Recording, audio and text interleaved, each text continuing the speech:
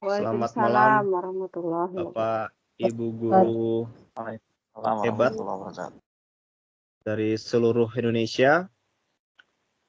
Selamat bergabung kembali di kegiatan webinar kita yang ketiga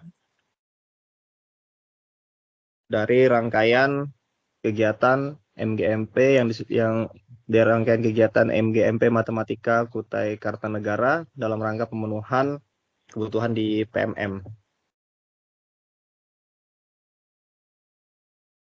Mari kita buka kegiatan hari ini dengan basmalah.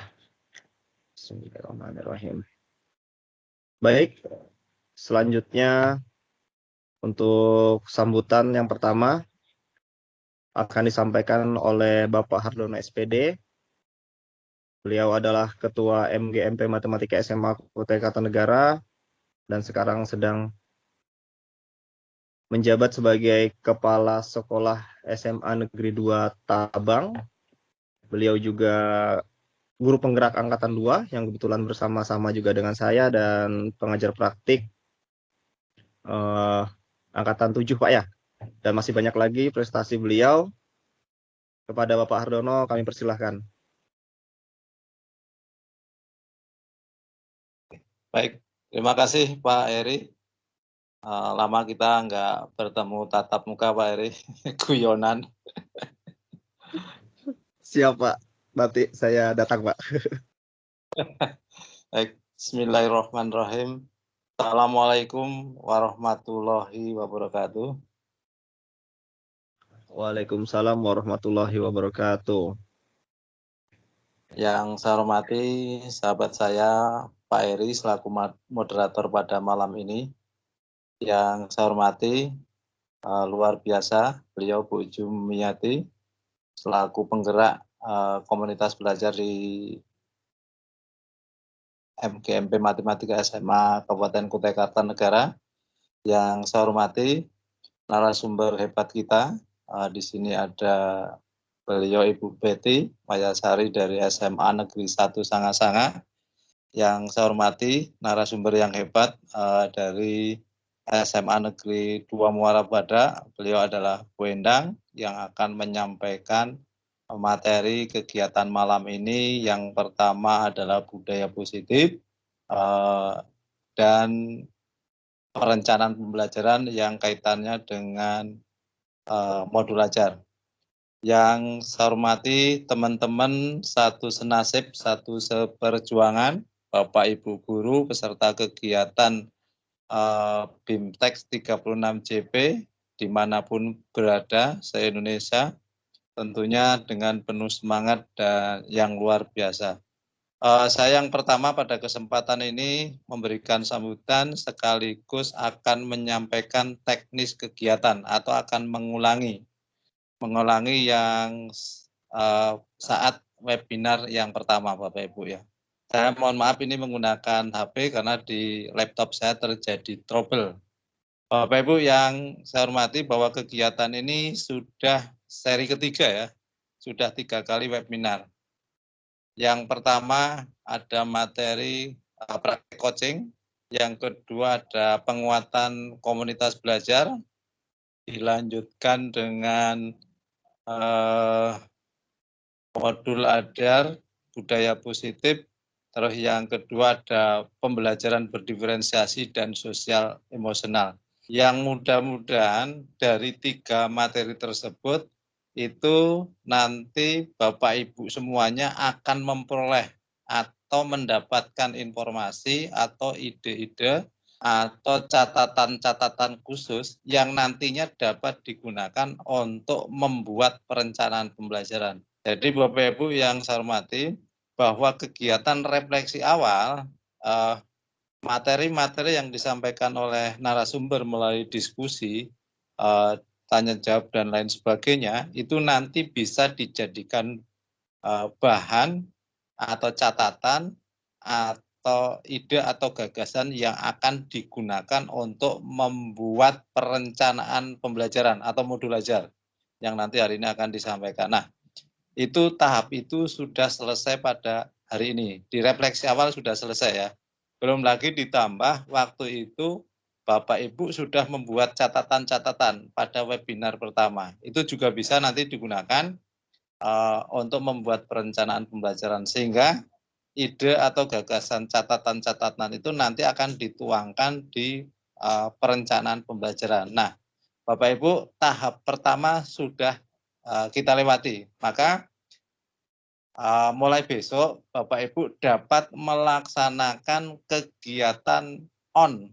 On-nya ada 3 Bapak Ibu ya. On 1, on 2, dan on 3. Nah, untuk kegiatan on itu dilaksanakan di satuan pendidikannya masing-masing, terintegrasi dengan proses pembelajaran.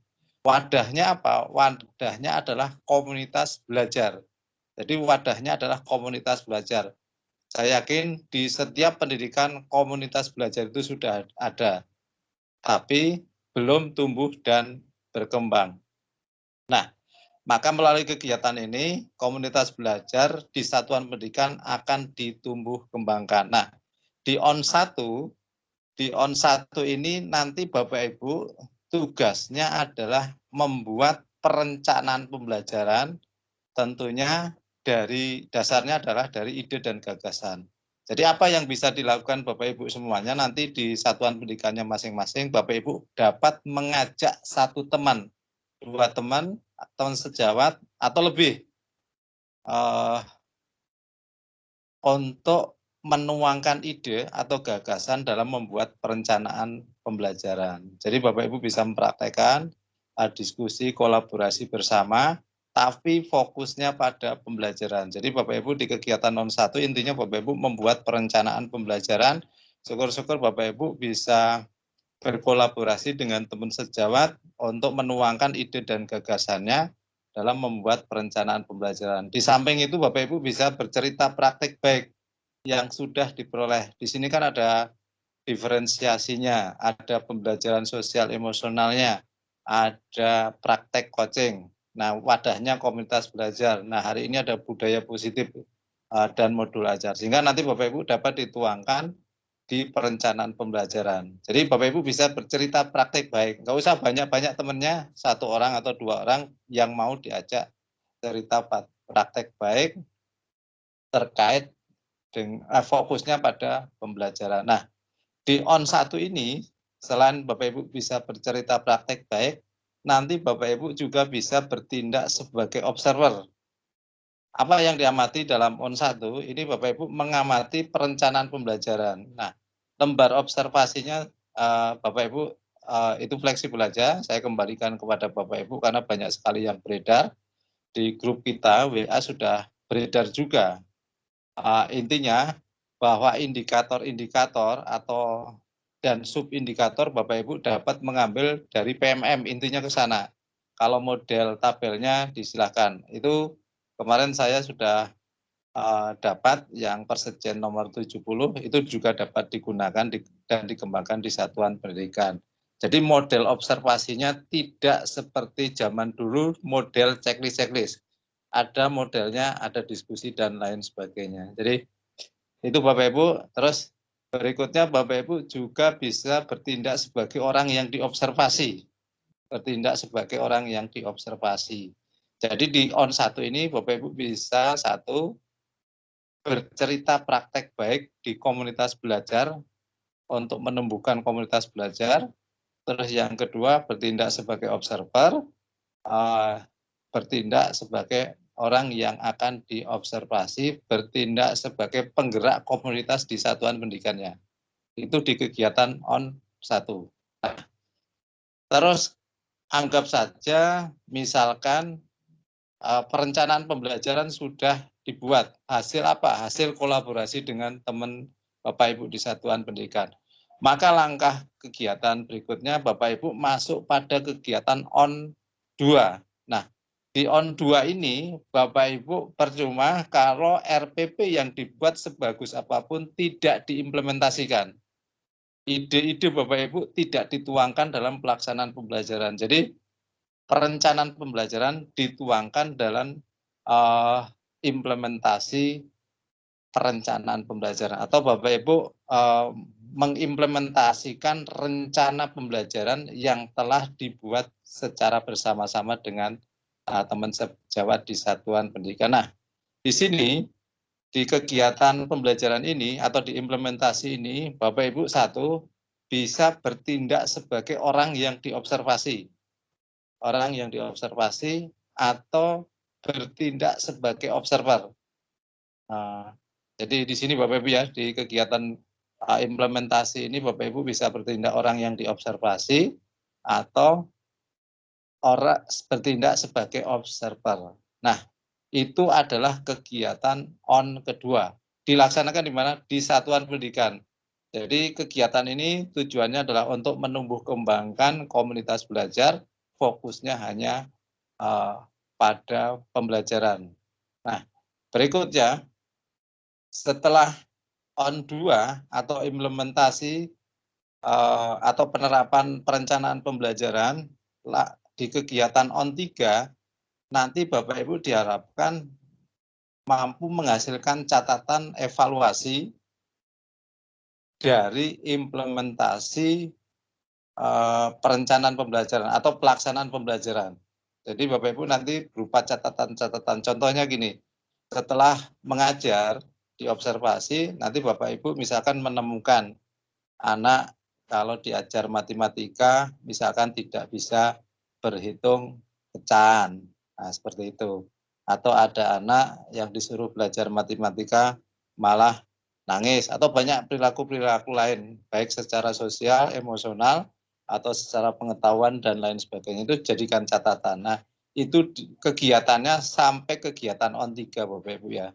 Nah, setelah kegiatan on 3, nanti Bapak Ibu muter kembali ke refleksi awal. Nah, untuk masuk di refleksi awal berikutnya, ini kegiatan yang diselenggarakan cuma sampai dengan kegiatan on 3. Nah, nanti muter seperti itu Bapak Ibu, refleksi awal, perencanaan, implementasi, evaluasi, kembali lagi refleksi, muter seperti itu. Bapak Ibu, harapannya nanti komunitas belajar akan tumbuh berkembang di satuan pendidikan dan fokusnya hanya pada pembelajaran yang berpihak pada murid.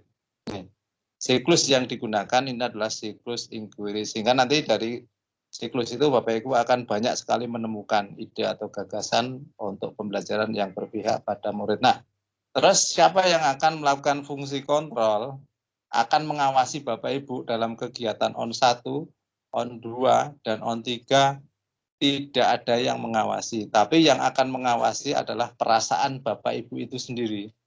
Jadi Bapak Ibu akan diawasi oleh dirinya sendiri. Karena kami panitia tidak mungkin mengawasi. Jadi semuanya on 1, on 2, on 3, perasaan-perasaan Bapak Ibu lah secara sosial dan emosional yang akan mengawasi Bapak Ibu semuanya.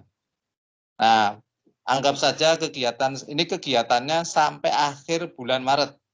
Karena insya Allah setelah kegiatan ini, Bapak Ibu akan di-upload di grup untuk mengupload tugas. Apa yang diupload? Satu, RPP atau perencanaan pembelajaran ya.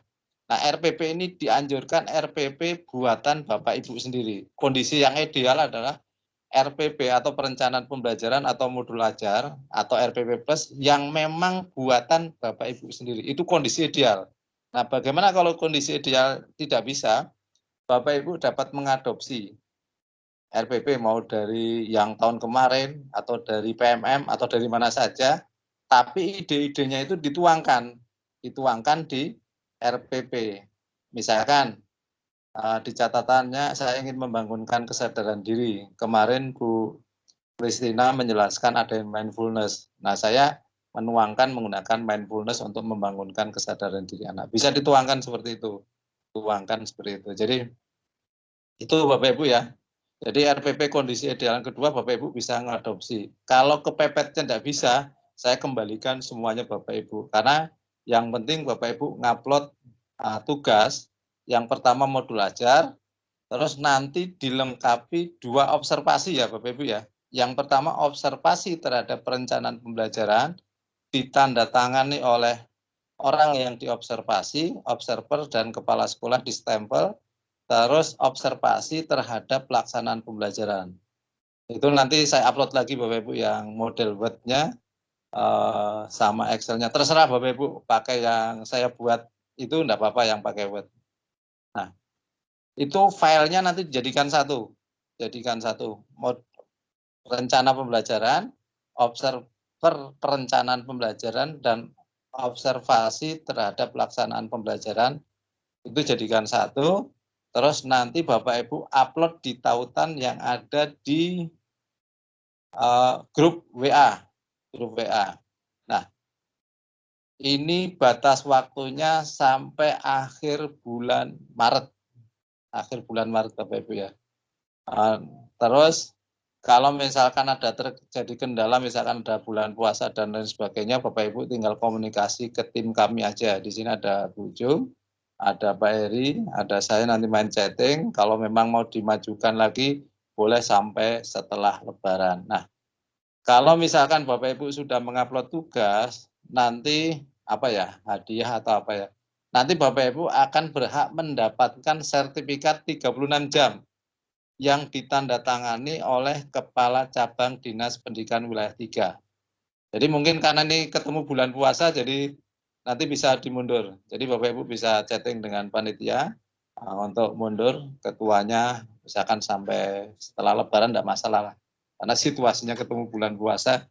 Kemarin saya nyeting kegiatan, ternyata nggak terpikir di bulan puasa. Terpikirnya akhir-akhir bulan ini. Baik, Bapak Ibu yang saya hormati, selamat menjalankan kegiatan. Mudah-mudahan apa yang kita lakukan pada kegiatan kali ini dapat bermanfaat untuk anak-anak kita semua, sehingga anak-anak itu nantinya akan menemukan suatu kebahagiaan dan keselamatan yang setinggi-tingginya kelak di kemudian hari, dan kita guru akan mendapatkan berkahnya. Amin. Terima kasih banyak Bapak Ibu yang saya hormati.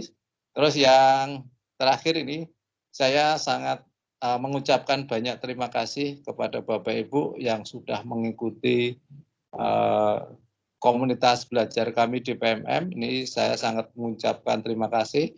Malah saya sangat senang sekali ketika diikuti oleh Bapak Ibu semua se-Indonesia. Dan mudah-mudahan komunitas belajar matematika untuk di Kabupaten Kutai Kartanegaranya ini nanti siapapun bisa bergabung, baik dari guru TK, SD, SMP di komunitas PMM-nya Bapak Ibu ya, termasuk di kegiatannya. Karena mulai tahun 2020 MGMP Matematika sudah sering sekali, 2016 sudah sering sekali mengadakan kegiatan-kegiatan yang sifatnya nasional. Baik, Bapak Ibu, dalam kesempatan ini atas nama Ketua MGMP Matematika, mohon maaf ketika dalam pelaksanaan kegiatan ini banyak kekurangan-kekurangan dan lain sebagainya. Atas nama Ketua, Panitia, dan semuanya, mohon maaf yang sebesar-besarnya. Saya akhiri dengan Assalamualaikum warahmatullahi wabarakatuh. Saya kembalikan pada teman saya, Pak Heri. Waalaikumsalam warahmatullahi wabarakatuh. Terima kasih Pak atas sambutannya. Jadi ada beberapa yang saya highlight. Yang pertama adalah tentang pengawasan, bahwa nanti yang mengawasi adalah perasaan kita sendiri. Masya Allah, itu luar biasa dalam sekali tuh Pak. Dan yang kedua adalah untuk murid, untuk kebahagiaan murid. Ya ini termasuk salah satu hal yang sudah Pak Dono buktikan, bisa membawa anak-anak didiknya ke tingkat provinsi Pak ya, untuk tari Pak ya. Luar biasa. Ya, tari Pak. Ya, selamat. Masya Allah. Nanti saya bisa Pak, belajar sama Bapak bagaimana caranya Pak. Baik Bapak Ibu sekalian, Bapak Ibu guru hebat dari seluruh Indonesia, kita lanjutkan kegiatan hari ini tentang modul ajar belajar positif dengan pemateri kita yang pertama, yaitu Ibu Betty Mayasari SPD. Kepada Ibu Betty kami persilahkan.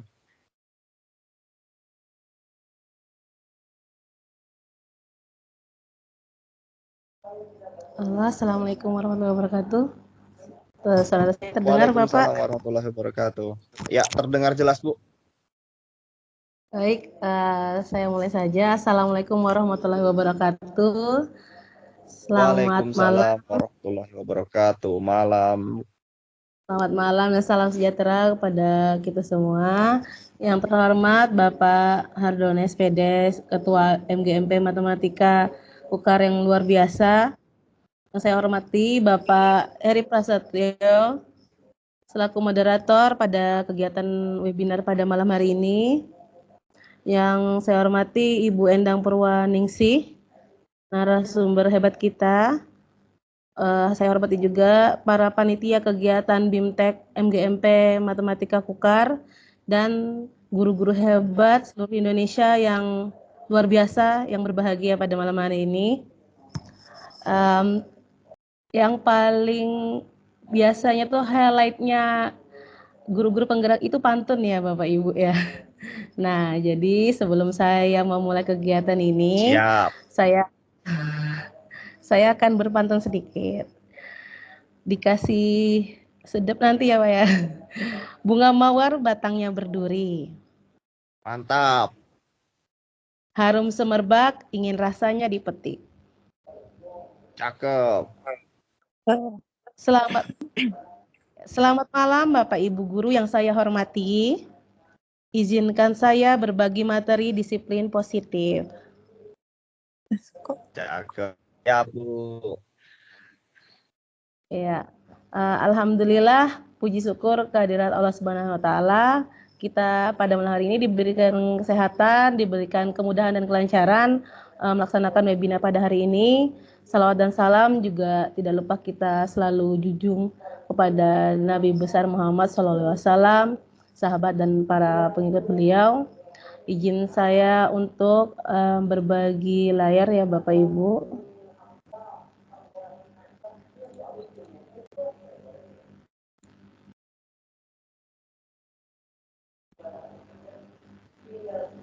Oh ini sebentar.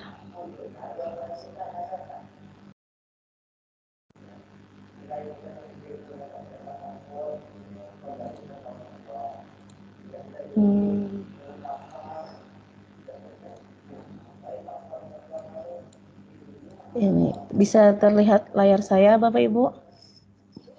Terlihat jelas, Bu. Ya, baik. Ini ya. Sebelumnya saya di sini izin untuk berbagi ya, bukan narasumber seperti yang disampaikan kemarin Ibu Kristina, bahwa kami di sini hanya berbagi pengetahuan yang pernah kita dapatkan.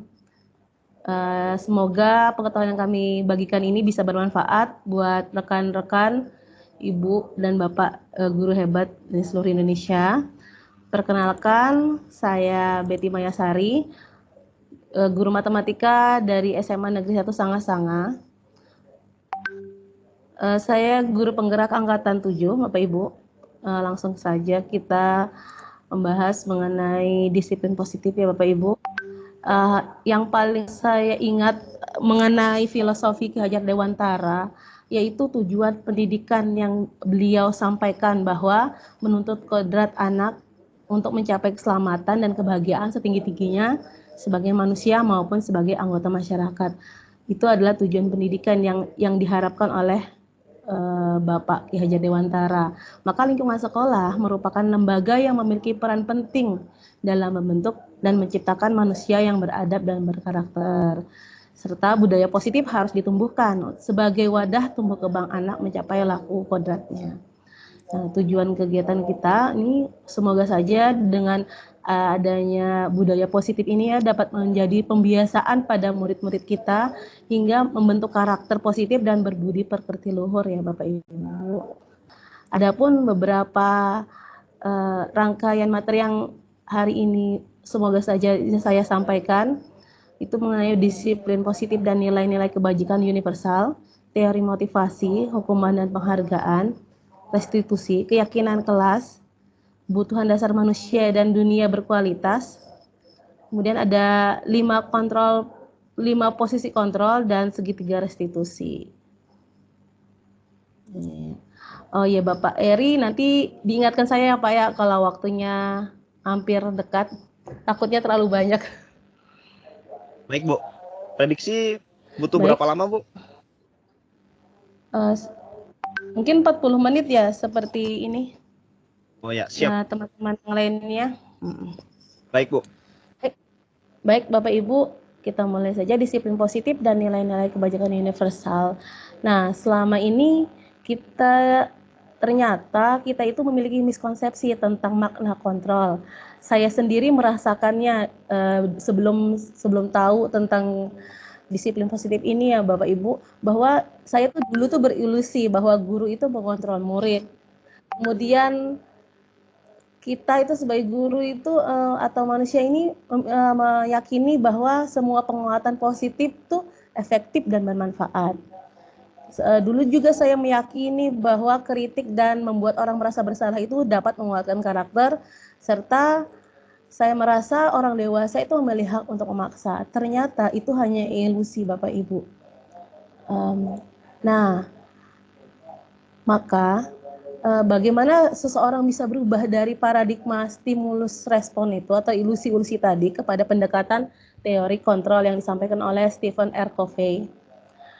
Dulu kita menganggap bahwa stimulus respon itu seperti realitas kebutuhan kita sama. Ternyata sebenarnya realitas atau kebutuhan kita berbeda. Setuju ya Bapak Ibu ya? Kebutuhan kita pastinya berbeda setiap orang ya Bapak Ibu. Kemudian semua orang melihat hal yang sama. Sebenarnya setiap orang juga memiliki gambaran yang berbeda-beda. Nah, ini yang ketiga ini. Biasanya kadang kita mencoba mengubah orang agar berpandangan sama dengan kita. Nah, ini yang akan kita pelan-pelan untuk ubah. Bahwa kita tidak bisa mengubah orang itu berpandangan sama dengan kita, tapi kita yang berusaha memahami pandangan orang lain tentang dunia. Dulu saya berpikir bahwa perilaku buruk tuh dilihat sebagai suatu kesalahan. Nah, ini yang akan saya coba ubah, bahwa semua perilaku itu ternyata memiliki tujuan. Orang lain bisa mengontrol saya. Itu stimulus respon ya Bu. Ini akan mengubah diri kita, paradigma kita menjadi teori kontrol. Yang bisa mengontrol diri kita hanya kita sendiri, bukan orang lain. Dulu kita berpikir bahwa pemaksaan ada pada saat bujukan gagal. Sebenarnya ada option-option lain, yaitu selain pemaksaan atau bujukan, yaitu kolaborasi. Dan pola pikir yang ingin kita ubah atau paradigma yang ingin kita ubah berkaitan dengan model berpikirnya, kalau bahasa keren zaman now itu win-win solution. Itu Bapak Ibu. Stephen R. Covey mengatakan bahwa bila kita ingin membuat kemajuan perlahan, sedikit-sedikit ubahlah sikap atau perilaku Anda. Namun bila kita ingin memperbaiki cara-cara utama kita, maka kita perlu mengubah kerangka acuan kita. Ubahlah bagaimana Anda melihat dunia, bagaimana Anda berpikir tentang manusia, ubahlah paradigma Anda, skema pemahaman dan penjelasan aspek-aspek tertentu tentang realitas. Ini yang diharapkan bahwa kalau kita ingin mengubah cara utamanya, bahwa paradigmanya yang kita ubah. Nah, dalam rangka menciptakan lingkungan positif, salah satu strategi yang perlu kita tinjau kembali adalah penerapan disiplin di sekolah kita, Bapak Ibu. Ki Hajar Dewantara menyatakan bahwa di mana ada kemerdekaan, disitulah harus ada disiplin yang kuat. Ketika kita menggaungkan kurikulum merdeka, pasti highlightnya adalah merdekanya. Padahal Ki Hajar Dewantara sendiri pun menyampaikan bahwa di mana ada kemerdekaan, di situ harus ada disiplin yang kuat. Sungguh pun disiplin itu bersifat self-disiplin, yaitu kita sendiri yang mewajibkan kita dengan sekeras-kerasnya. Ketika kita ingin berbicara tentang kemerdekaan, berarti yang paling utama adalah kita mampu mendisiplinkan diri kita sendiri semampu kita sekeras-kerasnya ya Bapak Ibu. Nah, jadi karena bahasanya adalah disiplin positif, saya ingin mengajak Bapak Ibu menyampaikan menurut Bapak Ibu apa sih yang dalam pola pikir Bapak Ibu disiplin itu seperti apa. Saya men-share link di Teams ini Q&A, bisa dilihat Bapak Ibu Mentimeter. Kita sharing pendapat ya Bapak Ibu mengenai apa yang Bapak Ibu pikirkan tentang disiplin. Saya juga share di grup Kombel ya Bapak Ibu. Bisa diklik, mungkin yang menggunakan laptop untuk online bisa diklik linknya dan bisa join.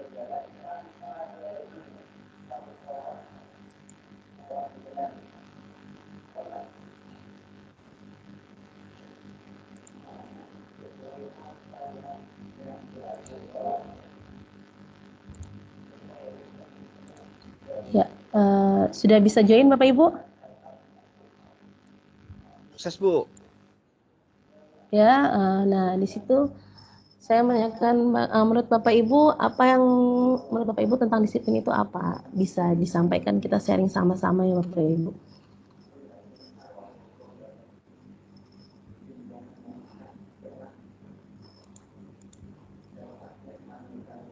Kita lihat resultnya apakah ada ya.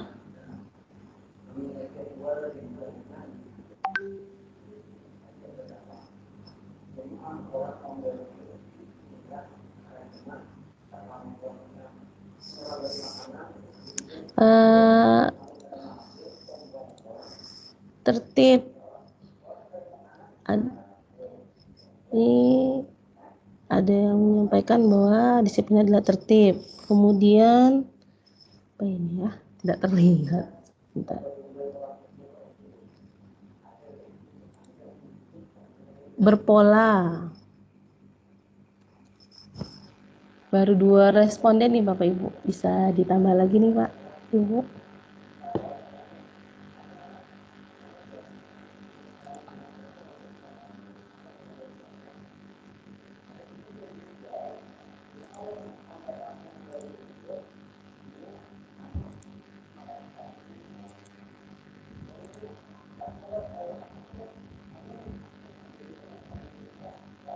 Bisa join ya Bapak Ibu ya. Bisa masuk ya Bapak Ibu. Bisa Bu, sudah jawab Bu. Iya, masih 2 responden ternyata. Kita aduin lagi. Agak jaringan nih bermain. Jadi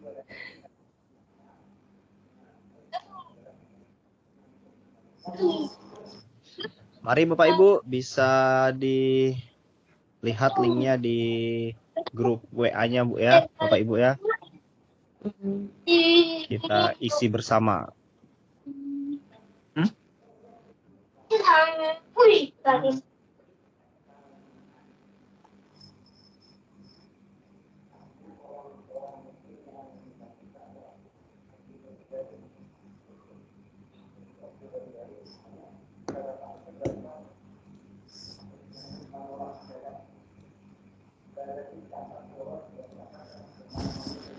masih saya tunggu ya Bapak Ibu ya.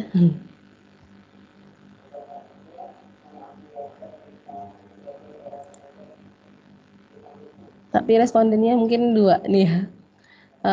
Tertib dan berpola ya Bapak Ibu.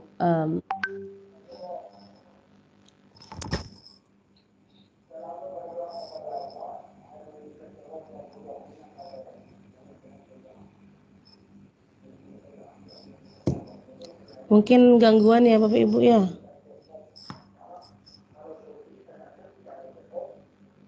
Bisa iya, jadi Bu. Kalau di mau rekaman nih insya Allah aman Bu.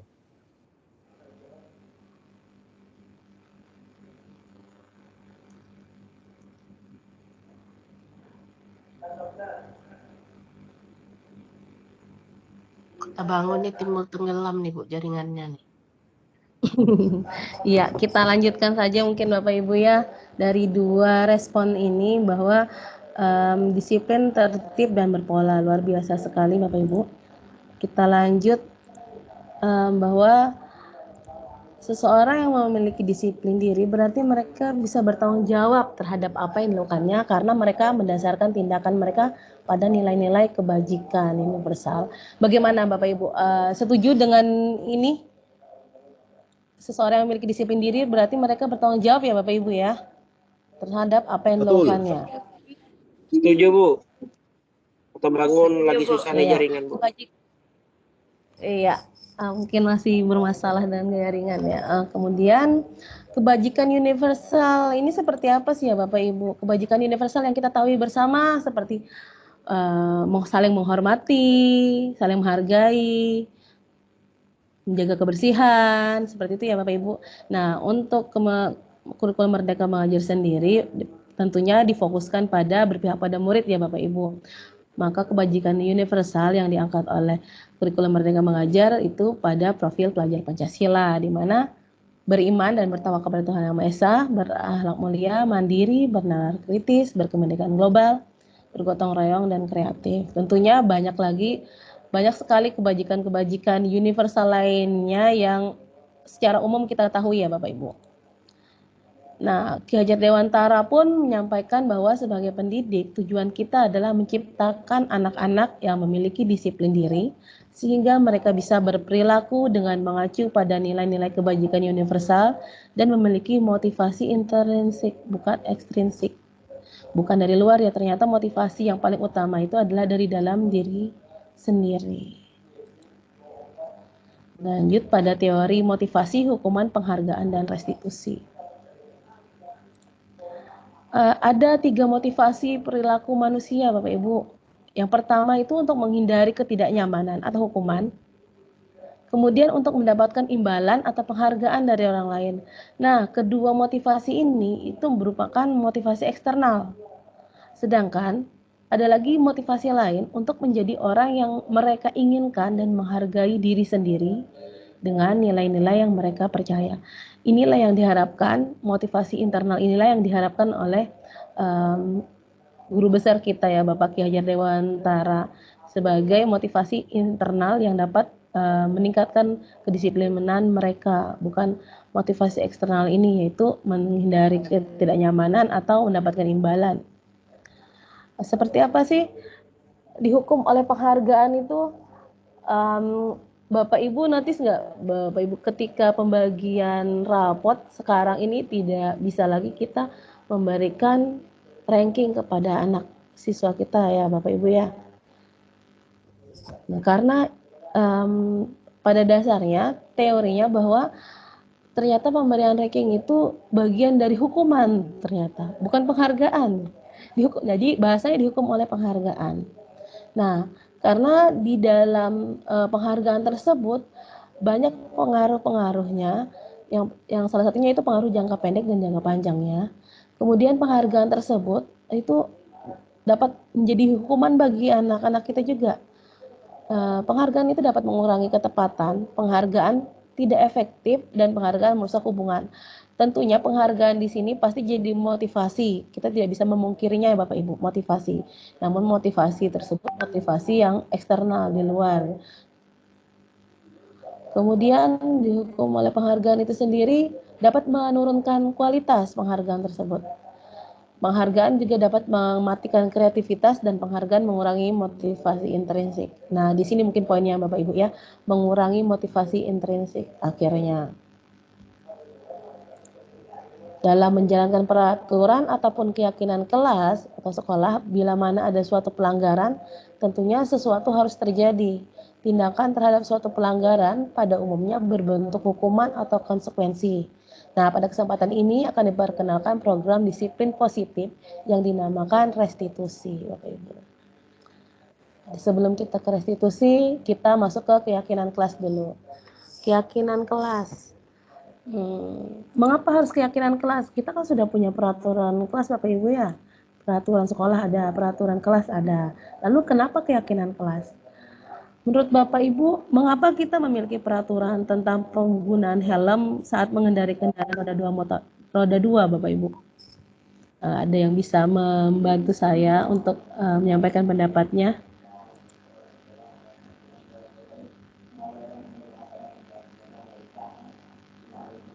Untuk keselamatan pengendara, Bu. Iya, untuk keselamatan ya Bapak Ibu ya. Pak Heri ya tadi. Betul, Bu. Ya. Jadi kadang kita memakai helm takut sama polisi. Takut ada polisi jadi pakai helm. Padahal tujuan utama dari menggunakan helm itu adalah untuk menjaga keselamatan kita, gitu kan ya Bapak Ibu ya. Begitu juga dengan mengapa kita memiliki peraturan tentang menggunakan masker dan mencuci tangan setiap saat. Berarti untuk menjaga kesehatan kita ya, bukan karena mau takut nih lipstiknya kelihatan gurunya gitu ya. Ada tuh anak-anak kadang pakai masker karena ternyata di dalamnya ada lipstik gitu. Nah, ini yang jadi acuan kita. Jadi mengapa keyakinan kelas, mengapa tidak peraturan kelas?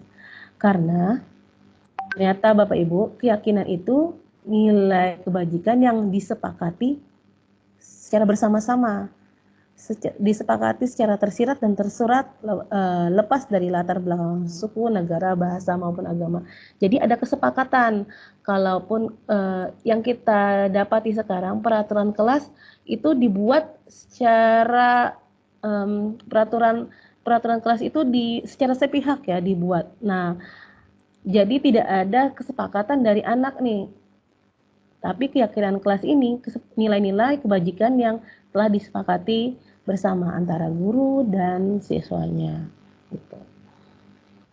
Langkah-langkah pembuatan keyakinan kelas seperti apa? Awalnya kita membuat kesepakatan kelas dulu, Bapak Ibu. Kemudian keyakinan kelas. Nah, lalu apa bedanya kesepakatan kelas dan keyakinan kelas?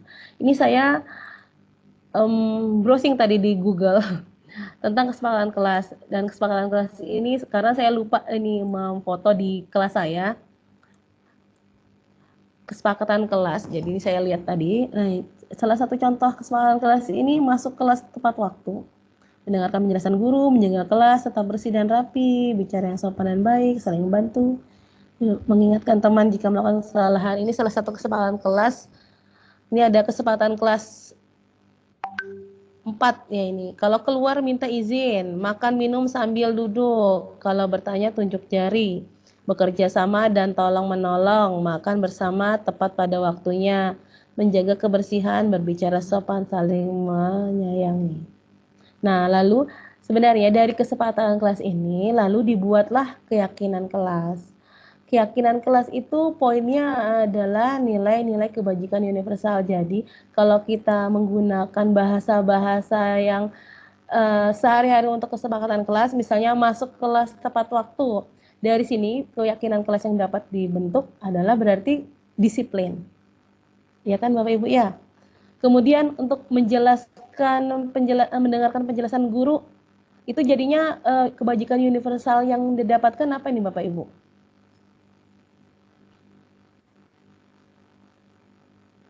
Kalau mendengarkan penjelasan guru ini Bapak Ibu, kira-kira nilai-nilai kebajikannya apa ini Bapak Ibu?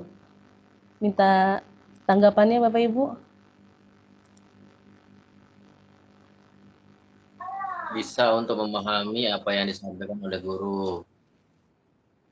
Iya. Menghormati iya, mungkin Bu. Iya, menghormati ya. Bahasa nilai kebajikannya menghormati ya Bapak Ibu, atau memahami tadi. Jadi kok menjelaskan penjelasan guru bisa kita ambil bahasa menghormati, saling menghormati.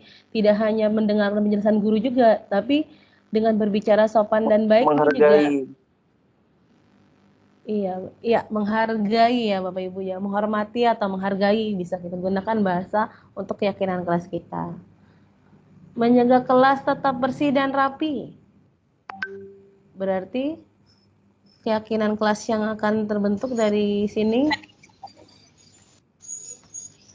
Indah, nyaman, sehat Bu. Iya, luar biasa Bapak. Gitu ya. Jadi ini kesepakatan kelas ini dan seterusnya gitu ya Bapak Ibu ya. Jadi kesepakatan kelas ini teknis pelaksananya di kelasnya kita berikan kesempatan sebesar-besarnya untuk anak menyampaikan kira-kira yang diinginkannya untuk kelas ini seperti apa. Mereka menuliskan kesepakatan yang mereka inginkan. Kemudian dari sini disimpulkan sebuah kesimpulan yang menuju pada nilai-nilai kebajikan universal yang membuat jadi keyakinan kelas. Bahasa-bahasa keyakinan kelas saling membantu, jujur, tadi peduli, menyayangi, menghormati, menghargai, disiplin, kebersihan, gitu ya, sopan dan santun. Nah, ini Bapak Ibu bisa dilihat video. Ini salah satu kegiatan yang saya lakukan di kelas dalam melaksanakan disiplin positif. Ini pertamanya saya dinamika kelompok dulu, kemudian saya mengajak murid-murid saya untuk berdiskusi bersama, menyampaikan pendapat mereka mengenai kesepakatan kelas apa yang mereka inginkan. Kemudian kami bersama-sama menyimpulkan dari hasil kesepakatan kelas mereka, menyimpulkan keyakinan kelas yang dijadikan patokan atau dasar yang bisa kami yakini bersama, dan itu sebagai bagian dari disiplin positif tadi. Ini saya putarkan ya, semoga bisa ya.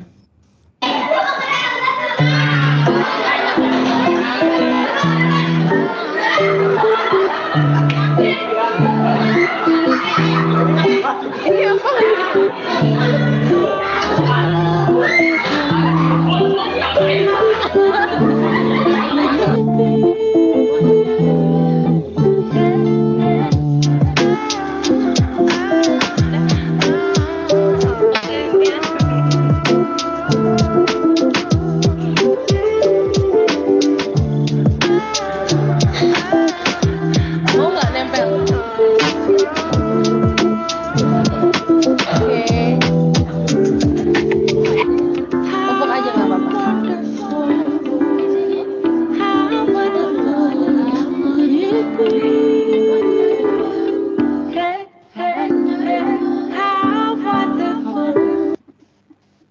Oke, itu salah satu kegiatan yang saya lakukan di kelas saya ya, Bapak Ibu.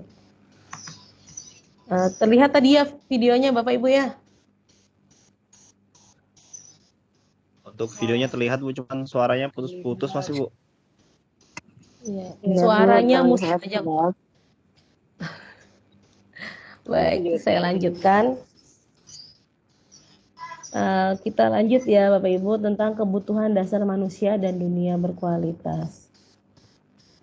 Jadi ada 5 kebutuhan dasar manusia. Yang pertama itu bertahan hidup, kemudian ada rasa sayang dan rasa diterima, penguasaan atau kebutuhan pengakuan atas kemampuan, kebebasan, dan kesenangan atau merasa senang gitu ya, kebutuhan untuk merasa senang. Nah, konsep 5 kebutuhan dasar manusia tidak hanya berlaku bagi anak-anak tentunya ya Bapak Ibu ya. Ini karena 5 kebutuhan dasar manusia berarti juga berlaku untuk orang dewasa. Nah, Glasser menyatakan bahwa kapasitas untuk berubah ada dalam diri kita masing-masing. Jika kita dapat mengidentifikasi kebutuhan yang mendorong perilaku kita, maka perubahan perilaku positif dapat dimulai dengan mencari solusi untuk memenuhi kebutuhan tertentu dengan cara yang positif. Jadi salah satu solusinya untuk mengidentifikasi perubahan untuk mengubah perilaku kita itu dengan mengidentifikasi dulu, mencari solusi dulu. Kita nih membutuhkan apa gitu ya, memenuhi kebutuhan apa gitu ya Bapak Ibu. Begitu juga dengan anak-anak kita ya Bapak Ibu ya. Nah, murid kita juga mempunyai gambaran yang sama. Tentunya sebagai guru kita ingin mereka memasukkan hal-hal yang bermakna dan nilai kebajikan yang hakiki dalam dunia berkualitas mereka. Bila guru dapat membangun interaksi yang memberdayakan dan memerdekakan murid, maka murid akan meletakkan dirinya sendiri sebagai individu yang positif dalam dunia berkualitas karena mereka menghargai nilai-nilai kebajikan. Ada 5 posisi kontrol nih Bapak Ibu. Posisi kontrol kita sebagai seorang guru ya Bapak Ibu. Pertama penghukum, kemudian ada pembuat rasa bersalah, kemudian sebagai teman, pemantau, dan manajer. Nah, ini jadi ternyata ada 5 posisi kontrol ini yang saya sadari ternyata saya ada posisinya ada di mana gitu ya. Kadang dulu sebelum saya mengenal adanya disiplin positif ini, saya masih memposisikan diri saya pembuat rasa bersalah, kemudian memposisikan diri saya sebagai teman.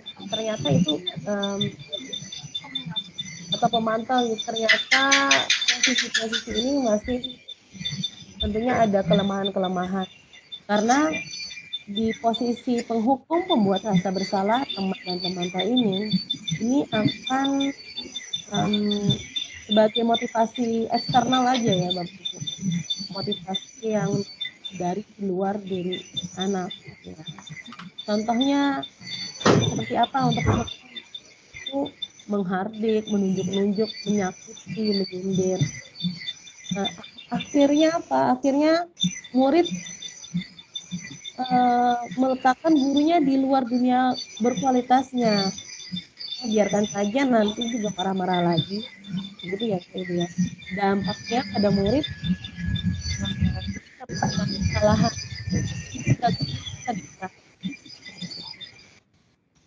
izin sebelumnya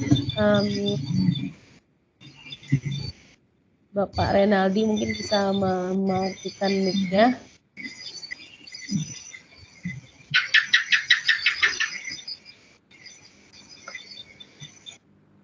Saya lanjutkan. Kemudian pembuat rasa bersalah, gurunya berceramah dan mengatakan seharusnya seperti ini, kecewa, bla bla bla bla. Seharusnya kamu harus sudah tahu. Ibu lelah sekali mengatakannya. Ibu stres. Nah, ini ternyata hal-hal kata-kata ini jadi membuat anak merasa bersalah Bapak Ibu. Dan akhirnya anak menyembunyikan atau berbohong. Memang murid meletakkan gurunya dalam dunia berkualitas. Namun akhirnya dampaknya pada murid adalah murid merasa rendah diri. Karena merasa saya selalu salah nih. Saya mengecewakan guru. Seperti itu ya Bapak Ibu ya. Kemudian ada nih identitas berhasil. Menjadi memposisikan diri kita guru sebagai teman dan pemantau. Contohnya membuat alasan untuk muridnya. Ayo lakukanlah demi ibu. Masa kamu nggak mau sih? Ingat nggak? Kita kan ibu pernah dulu bantu kamu. Seperti itu ya Bu ya. Bapak Ibu ya.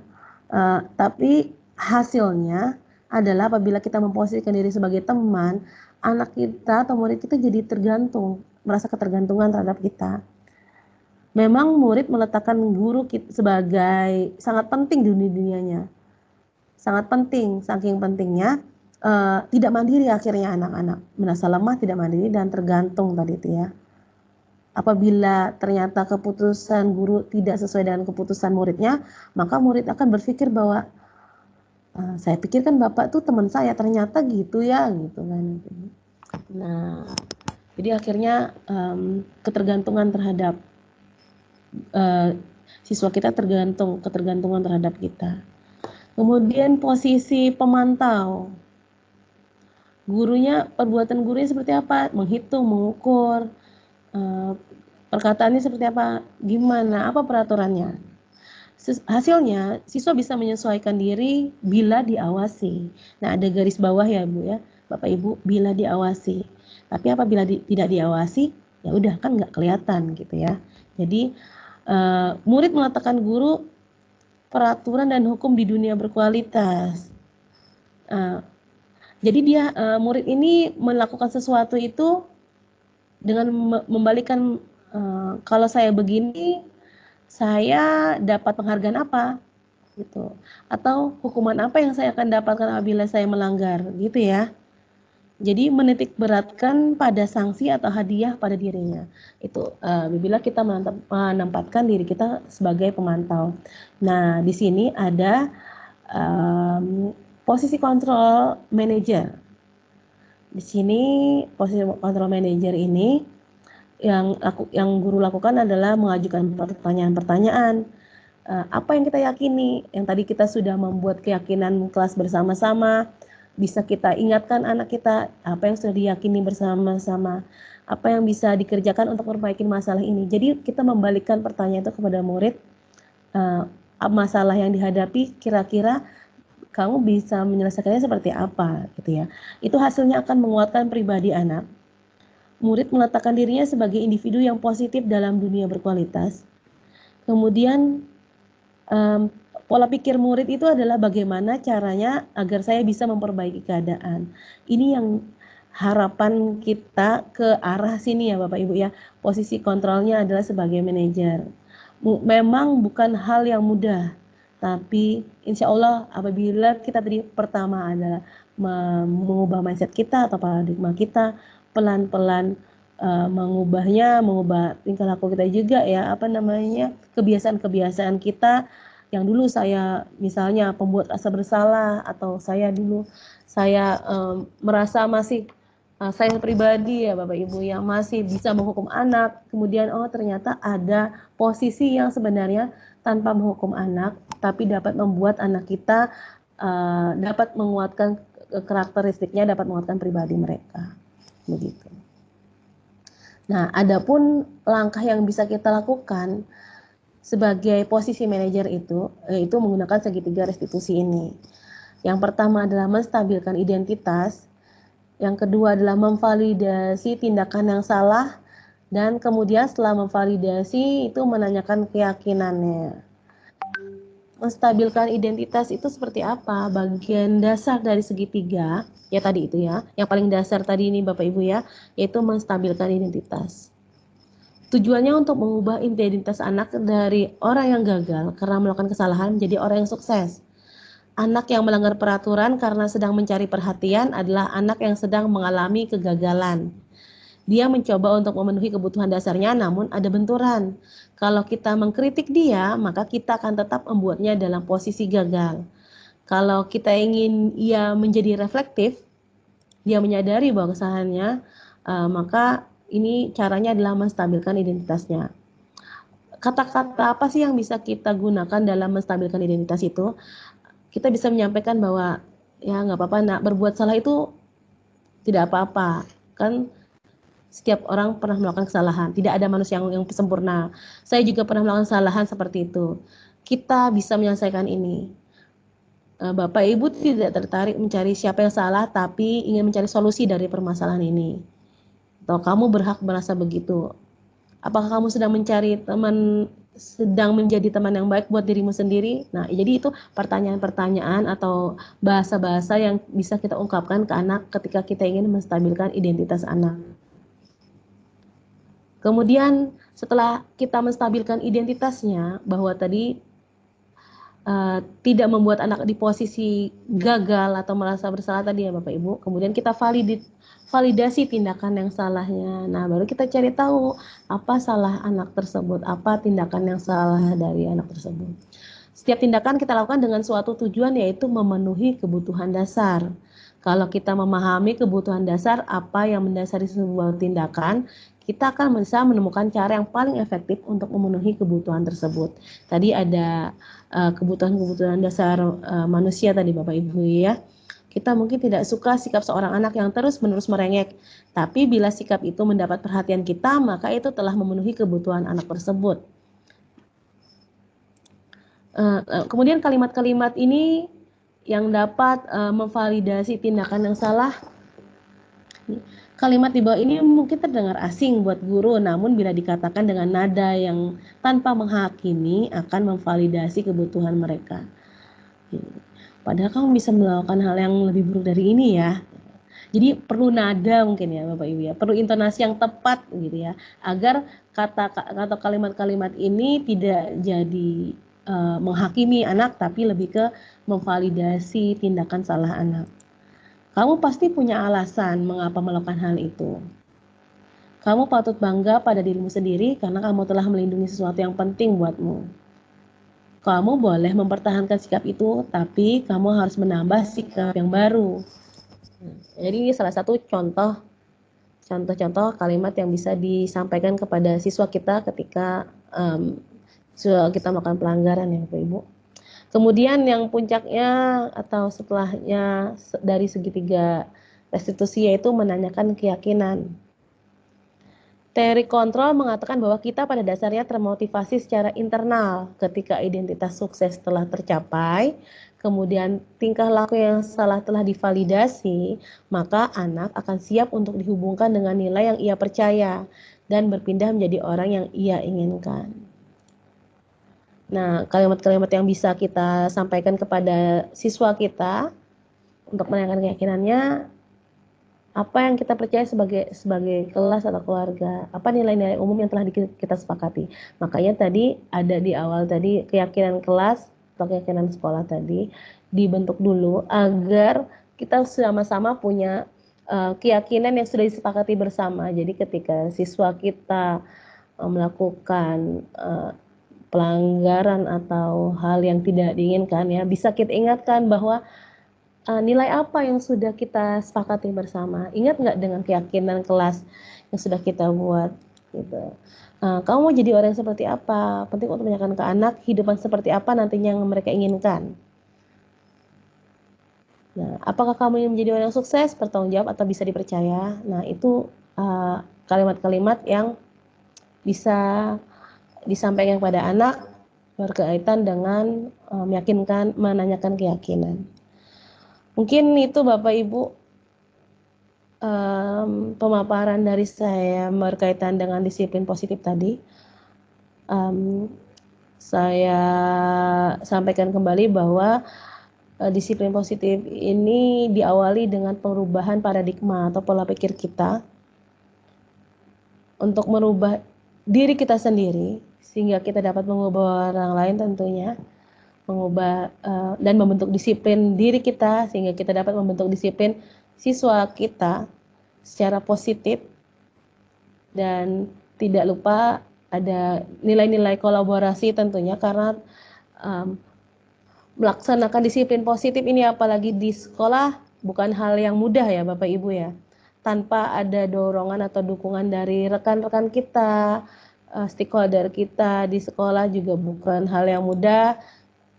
Jadi sepatutnya selayaknya bersama-sama dengan rekan-rekan untuk melaksanakan disiplin positif yang dapat dilaksanakan atau diaplikasikan di lingkungan sekolah kita.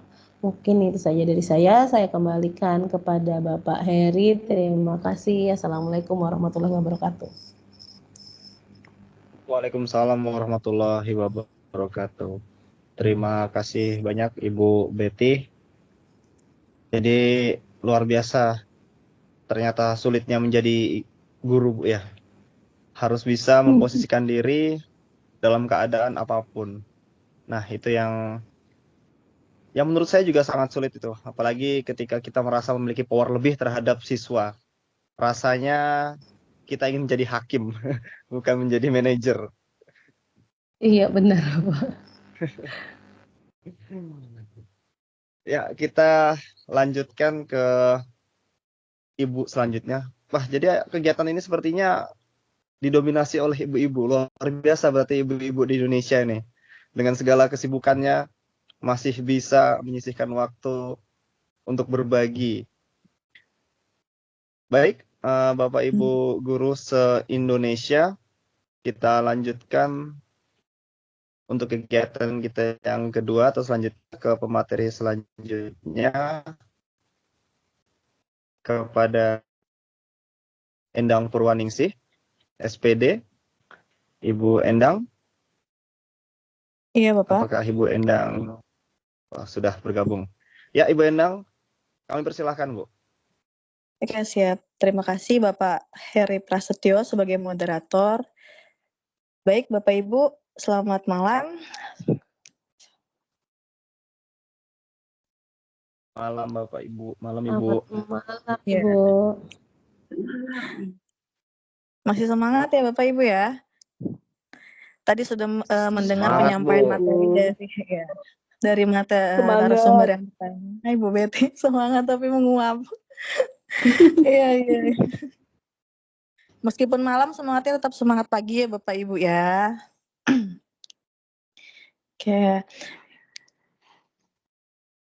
Oke, baik Bapak Ibu, izin saya untuk share screen terlebih dahulu ya Bapak Ibu ya. Siap, tetap semangat. Ada yel-yelnya. Ya, gimana tuh Pak yel-yelnya?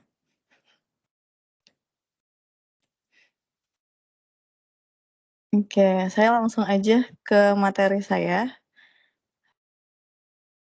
Bagaimana, sudah terlihat?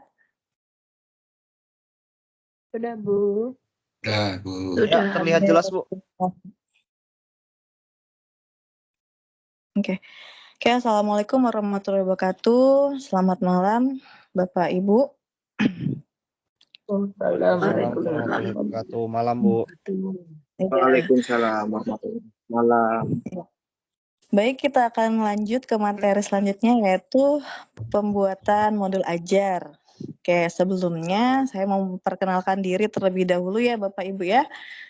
Nama saya Endang Purwaningsi, biasa dipanggil Ibu Endang.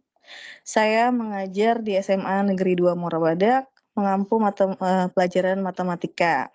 Saya mau menuliskan di sini sebenarnya guru penggerak angkatan 10, tapi insya Allah baru pendidikan bulan depan, jadi belum pede masukkan di situ. Jadi sejarah singkatnya hanya seperti itu aja. Baik, Bapak Ibu, kita mulai ya. Oke, Siap, kompetensi Bu. pada webinar malam ini adalah meningkatkan pemahaman peserta terhadap cara membuat modul ajar sehingga dapat mengaplikasikannya di dalam pembelajaran Bapak dan Ibu. Suara saya terdengar jelas ya Bapak Ibu ya? Jelas, Bu. Jelas dengar, Bu. Alhamdulillah. Jelas sekali. Oke, kemudian indikator yang akan dicapai adalah membuat modul ajar dengan komponen-komponen yang lengkap. Kemudian tujuannya adalah peserta webinar hari ini dapat meningkatkan pemahaman dalam pembuatan modul ajar. Oke, konsep modul ajar. Oke, modul ajar sendiri merupakan salah satu jenis perangkat ajar. Satuan pendidikan yang menggunakan modul ajar yang disediakan pemerintah, maka modul ajar tersebut dapat dipadankan dengan RPP Plus, karena modul ajar tersebut memiliki komponen yang lengkap dibanding RPP saja. Jika satuan pendidikan mengembangkan sendiri modul ajar secara mandiri, maka modul ajar tersebut dapat dipadankan dengan RPP. Satuan pendidikan dapat menggunakan berbagai macam perangkat ajar, termasuk modul ajar atau RPP dengan kelengkapan komponen dan format yang beragam, sesuai dengan karakteristik dan kebutuhan peserta didik di tempat Bapak Ibu yang mengajar. Kemudian, komponen modul ajar. Komponen modul ajar adalah dasar dalam penyusunan modul ajar dan untuk kelengkapan persiapan pembelajaran. Jadi ini penting sekali sebelum Bapak Ibu mulai untuk mengajar ya. Kemudian komponen modul ajar bisa ditambahkan sesuai dengan kebutuhan Bapak dan Ibu. Pendidik di satuan pendidikan diberi kebebasan untuk mengembangkan komponen dalam modul ajar sesuai dengan konteks lingkungan dan kebutuhan belajar peserta didik.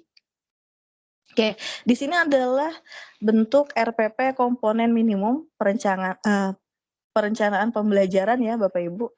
Seperti yang sudah Bapak Ibu buat sebelumnya, ada tujuan pembelajaran yang berisi tentang salah satu tujuan dalam alur tujuan pembelajaran atau sering disebut sebagai ATP. Kemudian ada kegiatan pembelajaran yang berisi langkah-langkah atau kegiatan pembelajaran tentang pendahuluan, ada inti, ada penutup, inti kegiatan, ada penutup. Biasanya untuk satu atau lebih pertemuan ya. Kemudian penilaian. Nah, penilaian di sini itu pada awal pertemuan dilakukan asesmen dan juga pada akhir pertemuan guna untuk mengecek ketercapaian tujuan pembelajaran yang Bapak Ibu tentukan. Oke, kemudian ada komponen lengkap modul ajar. Ini berisi tentang informasi umum dan juga komponen inti serta lampiran. Ada beberapa hal isi tentang informasi umum, ada identitas, ada kompetensi, sarana dan sebagainya. Di sini saya akan menjelaskan satu persatu mengenai isi tentang informasi umum. Dimulai dari identitas modul. Sama halnya seperti RPP yang sebelumnya, berisi nama penyusun, kemudian ada jenjang sekolah, ada kelas, kemudian alokasi waktu yang digunakan oleh Bapak dan Ibu. Kemudian ada kompetensi awal, berisi tentang pengetahuan atau keterampilan yang perlu dimiliki siswa sebelum mempelajari topik tertentu. Selanjutnya ada profil pelajar Pancasila. Nah, ini merupakan tujuan akhir dari proses pembelajaran. Profil pelajar Pancasilanya harus tercermin dalam konten dan atau metode pembelajaran. Profil pelajar Pancasila tidak perlu mencantumkan seluruhnya. Jadi disesuaikan dengan kebutuhan Bapak dan Ibu. Sesuai dengan kegiatan Bapak Ibu ya. Kemudian ada sarana dan prasarana, ada fasilitas dan bahan, serta ketersediaan materi. Sarana di sini merujuk pada alat dan bahan yang digunakan. Sementara prasarana itu sendiri adalah materi dan sumber bahan ajar lainnya yang relevan yang digunakan dalam kegiatan pembelajaran Bapak dan Ibu. Kemudian ada ketersediaan materi. Nah, di sini Bapak Ibu juga harus mempertimbangkan kebutuhan peserta didik dengan keterbatasan atau kelebihan. Jadi juga harus memperhatikan kebutuhan yang didapat anak didik peserta Bapak Ibu ya. Jangan memaksakan yang tidak atau di luar kemampuan anak didiknya. Nah, di sini ada teknologi. Teknologi juga termasuk sarana dan prasarana. Dimanfaatkan semaksimal mungkin agar pembelajaran lebih dalam dan bermakna. Oke. Kemudian ada target peserta didik. Nah, di sini ada 3 kategori peserta didik. Yang pertama adalah yang umum. Nah, peserta didik yang umum, kategori umum, ini tidak mengalami kesulitan dalam mencerna dan memahami materi ajar. Jadi ini biasanya yang dominan diam, mengerti, diam juga, tidak mengerti, diam juga. Nah, seperti itu. Kemudian ada peserta didik dengan kualitas belajar yang kurang nih. Dia hanya bisa dalam satu gaya belajar, misalnya dia bisanya hanya dengan audio atau sebagainya. Kemudian ada peserta didik yang pencapaian tinggi, mencerna dan memahami dengan cepat, mampu mencapai keterampilan berpikir tingkat tinggi, dan memiliki keterampilan dalam memimpin. Jadi yang dapat dikatakan unggul di kelasnya. Oke, selanjutnya adalah komponen inti. Ada tujuan pembelajaran. Tujuan pembelajaran harus mencerminkan hal-hal penting dari pembelajaran dan harus bisa diuji dengan berbagai bentuk asesmen sebagai bentuk dari unjuk pemahaman. Komponen tujuan itu ada 2, kompetensi dan lingkungan materi. Kompetensi itu sendiri adalah kemampuan atau keterampilan yang perlu ditunjukkan atau didemonstrasikan oleh peserta didik. Kemudian lingkungan materi, yaitu konten dan konsep utama yang perlu dipahami pada akhir 1 unit pembelajaran. Kemudian ada pemahaman bermakna. Pemahaman bermakna adalah informasi tentang manfaat yang akan peserta didik peroleh setelah mengikuti proses pembelajaran. Manfaat tersebut nantinya dapat peserta didik terapkan dalam kehidupan sehari-hari. Ini adalah contoh kalimat pemahaman bermakna. Ini saya punya 2, mungkin Bapak dan Ibu lebih memahami nih. Manusia berorganisasi untuk memecahkan masalah dan mencapai tujuan. Yang kedua, makhluk hidup beradaptasi dengan perubahan habitatnya.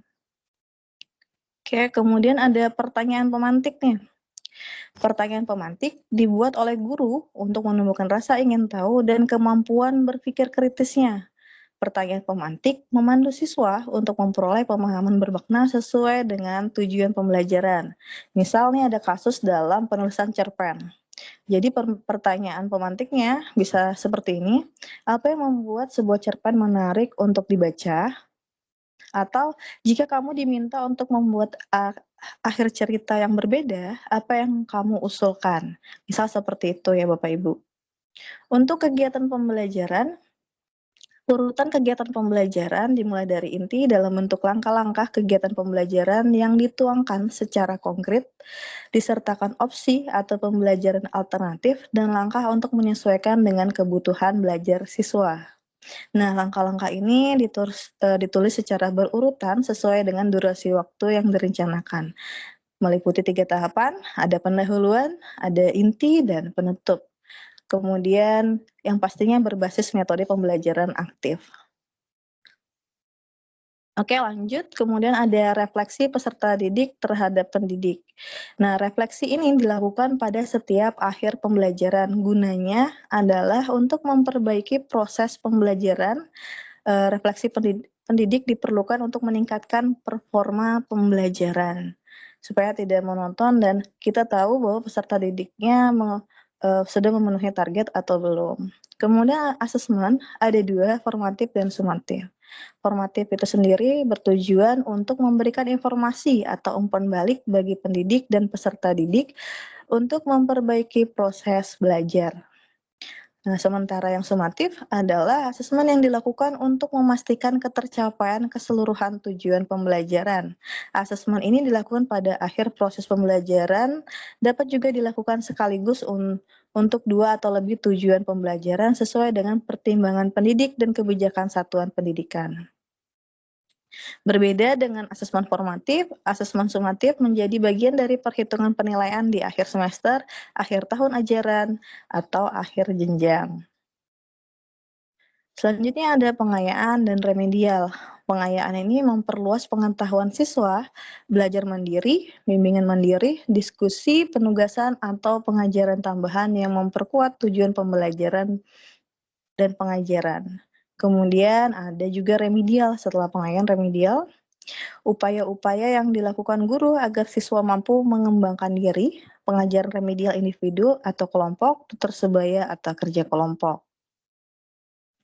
Lanjut ke bagian selanjutnya ada lampiran, dimulai dari LKPD, yaitu lembar kerja peserta didik, berisi tugas yang harus dikerjakan peserta, baik individu atau kelompok, dalam proses pembelajaran. Berisi petunjuk atau langkah-langkah dalam menyelesaikan tugas sesuai dengan tujuan pembelajaran atau alur tujuan pembelajaran. Untuk bahan bacaan, peserta didik dan pendidik digunakan sebagai pemantik sebelum kegiatan dimulai, atau untuk memperdalam pemahaman materi pada saat mulai dan akhir kegiatan pembelajaran ya. Selanjutnya ada di bagian lampiran ada glosarium dan juga daftar pustaka. Nah, glosarium ini seperti pada umumnya merupakan kumpulan istilah-istilah dalam suatu bidang secara alfabetikal yang dilengkapi dengan definisi dan artinya. Glosarium diperlukan untuk kata atau istilah yang memerlukan penjelasan lebih mendalam. Untuk daftar pustaka adalah sumber-sumber referensi yang digunakan dalam pengembangan modul ajar. Referensi yang dimaksud adalah semua sumber belajar atau buku siswa, buku referensi, ada majalah, koran, situs internet, lingkungan sekitar, narasumber, dan sebagainya. Jadi, Bapak dan Ibu pendidik memiliki keleluasaan untuk memilih atau memodifikasi contoh-contoh modul ajar yang tersedia di PMM, atau mengembangkan modul ajar sendiri sesuai dengan konteks atau kebutuhan dan karakteristik peserta didik yang ada di lingkungan Bapak dan Ibu ya. Oke, untuk rencana penilaian, tadi sudah disinggung sedikit tentang asesmen formatif dan sumatif. Asesmen formatif di sini bertujuan untuk memberikan informasi dan umpan balik bagi peserta didik untuk memperbaiki proses belajar. Dan untuk asesmen sumatif, memastikan ketercapaian keseluruhan tujuan pembelajaran. Nah, di sini ada asesmen formatif bagi peserta didik dan juga bagi pendidik. Nah, bagi peserta didik, asesmen formatif ini berguna untuk merefleksi dengan memonitor kemajuan belajarnya. Jadi peserta didik bisa mengevaluasi diri mereka sendiri apakah saya mampu atau tidak. Nah, langkah-langkah yang perlu ia lakukan adalah meningkatkan terus capaiannya. Jika memang dia merasa bahwa yang dia capai belum sesuai dengan targetnya sendiri. Kemudian hal ini merupakan proses belajar yang penting untuk mencapai pembelajaran sepanjang hayat. Kemudian untuk pendidik, asesmen formatif berguna untuk merefleksi strategi pembelajaran yang digunakan untuk meningkatkan efektivitas dalam merancang dan melaksanakan pembelajaran. Asesmen formatif ini juga memberikan informasi tentang kebutuhan belajar individu peserta didik yang diajarnya. Oke, jadi ini Bapak Ibu ada contoh pelaksanaan tentang asesmen formatif. Oke, ini ada mulai tahap persiapan sampai dengan selesai, maksudnya refleksi. Oke, pendidik mulai kegiatan tatap muka dengan memberikan pertanyaan berkaitan dengan konsep atau topik yang telah dipelajari pada pertemuan sebelumnya. Kemudian, pendidik mengakhiri kegiatan pembelajaran di kelas dengan meminta peserta didik untuk menuliskan 3 hal tentang konsep yang baru mereka pelajari. 2 hal yang mereka ingin pelajari lebih mendalam, dan 1 hal yang mereka belum pahami. Kemudian kegiatan percobaan dilakukan dengan diskusi terkait proses dan hasil percobaan. Kemudian pendidik memberikan umpan balik terhadap pemahaman peserta didik. Selanjutnya,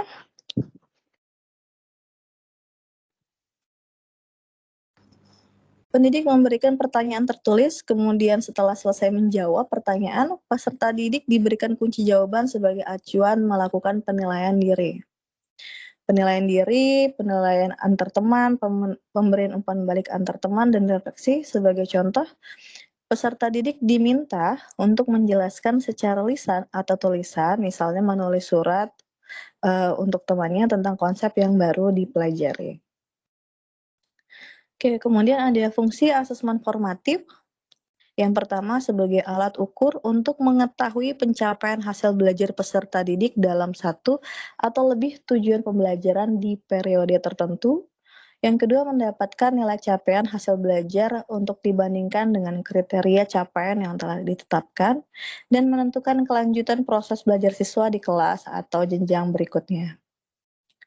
Oke, ini adalah beberapa contoh asesmen sumatif yang dapat diadaptasi.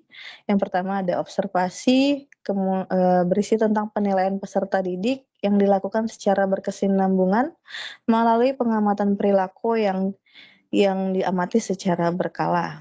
Observasi dapat difokuskan untuk semua peserta didik atau per individu. Observasi dapat dilakukan dalam tugas atau aktivitas rutin harian. Ada portofolio, penilaian yang menuntut peserta didik untuk mendemonstrasikan dan mengaplikasikan pengetahuannya ke dalam berbagai macam konteks sesuai dengan kriteria yang diinginkan. Kemudian ada proyek. Ada kegiatan penilaian terhadap suatu tugas meliputi kegiatan perancangan, pelaksanaan, dan pelaporan yang harus diselesaikan dalam proses waktu tertentu. Selanjutnya ada tes tertulis, tes dengan soal dan jawaban yang disajikan secara tertulis untuk mengukur atau memperoleh informasi tentang kemampuan peserta didik. Tes tertulis dapat berbentuk esai, pilihan ganda, uraian, atau bentuk-bentuk tes tertulis lainnya. Ada juga tes lisan, pemberian soal atau pertanyaan yang menuntut peserta didik menjawab secara lisan dan dapat diberikan secara klasikal ketika pembelajaran. Selanjutnya ada penugasan. Ada pemberian tugas kepada peserta didik untuk mengukur pengetahuan dan memfasilitasi peserta didik memperoleh atau meningkatkan pengetahuan. Ada juga portofolio yang berbeda ya. Kumpulan dokumen hasil penilaian, penghargaan, dan karya peserta didik dalam bidang tertentu yang mencerminkan perkembangan dalam kurun waktu tertentu. Demikian Bapak Ibu materi yang saya sampaikan. Saya kembalikan ke moderator. Terima kasih. Baik, terima kasih Ibu Endang yang sudah menyampaikan tentang modul ajar. Ya, sejatinya modul ajar itu sama tapi tidak sama. Berupa seperti RPP kalau zaman dulu mungkin untuk administrasi guru lah lebih tepatnya sebagai bekal untuk mengajar siswa di kelas. Baik Bapak Ibu, kita akan memasuki sesi tanya jawab. Mungkin kita buka 4 pertanyaan seperti sebelumnya, 2 untuk Ibu Betty dan 2 untuk Ibu Endang. Bu Betty dan Bu Endang, bagaimana teknisnya nih? Mungkin langsung 2 ya, jadi tunggu 2 pertanyaan baru jawab gitu aja ya. Baik, Pak. Bagaimana, Boleh, Bu? Pak. Ya. Boleh, Pak. Bapak Heru sudah angkat tangan. Silakan Pak Heru. Pertanyaannya kepada siapa? Silakan, Pak. Assalamualaikum kepada Bu Betty. Mana Bu Betty, senyum dulu ya. Kalau nggak salah dengar itu ada apa ya, penghargaan apa berupa hukuman kayak gitu yang prestasi tadi loh Bu. Ya, ranking Bu ya. Apa tadi ya? Iya, Pak. Penghargaan namun hukuman apa tadi ya? Yang menghukum. Penghargaan yang menghukum ya. Iya. Iya. Nah, ini kaitannya dengan beasiswa nih, Bu. Nah, sekarang dari pemerintah Qatar khususnya ya, juga Kaltim, itu beasiswa itu menyertakan peringkat, terus diminta peringkat. Itu bagaimana tuh pendapat Bu Betty seperti itu? Terima kasih. Assalamualaikum warahmatullahi wabarakatuh. Waalaikumsalam warahmatullahi wabarakatuh. Waalaikumsalam warahmatullahi wabarakatuh. Baik, kita lanjut ke penanya selanjutnya, ada Bapak Yero.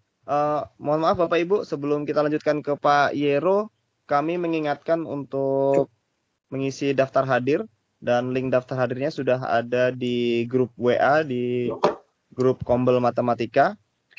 Jadi Bapak Ibu jangan lupa untuk mengisi daftar hadir yang malam ini. Ya, terima kasih. Bapak Yero silakan Pak. Ya, terima kasih Pak Heri. Yang ingin saya tanyakan kepada Bu Endang ya.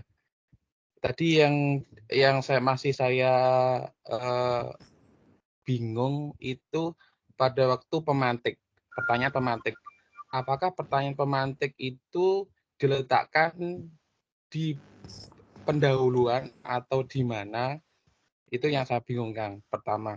Lalu yang kedua, untuk tadi Bu Betty tadi menyampaikan di awal kesepakatan kelas ya. Apakah di kesepakatan kelas itu dicantumkan pada waktu pembuatan modul ajar? Nah, tata letaknya kalau kesepakatan kelas itu diletakkan dalam modul ajar, letaknya di bagian mana ya, Bu Endang? Ada 2 pertanyaan. Terima kasih.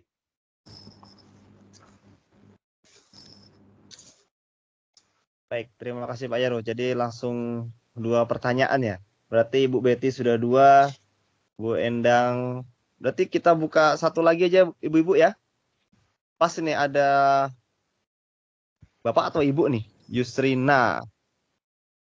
Mohon maaf ini Bapak atau Ibu sini Bapak nih, Pak. Oh Ibu. Pak. Maaf Bu. Ya, kepada Ibu Yusrina kami persilahkan. Ya, terima kasih Pak. Pertama-tama saya mohon maaf Pak karena off kamera. Ya. Assalamualaikum warahmatullahi wabarakatuh. Waalaikumsalam warahmatullahi wabarakatuh. Ya, mungkin ke Ibu Endang ya. Sisa Ibu Endang yang untuk pertanyaannya. Ini kan tema kita hari ini yaitu modul ajar dan budaya positif. Di sini keterkaitannya dengan modul ajar yang telah kita buat pada budaya positif yang mungkin ada di setiap daerah. Apakah pada saat pembuatan modul ajar itu ada kita sisipkan kata-kata yang mungkin yang menyangkut tentang budaya positif atau yang bagaimana?